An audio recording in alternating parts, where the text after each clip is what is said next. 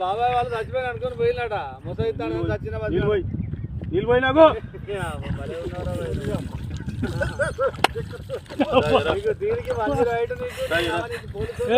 ఎందుకు పన్న వాళ్ళ తాయి పండు ఎందుకు అనుకున్న వాళ్ళ ఈ చల్లదనానికి ఎండకు చేయలేక కన్నీకి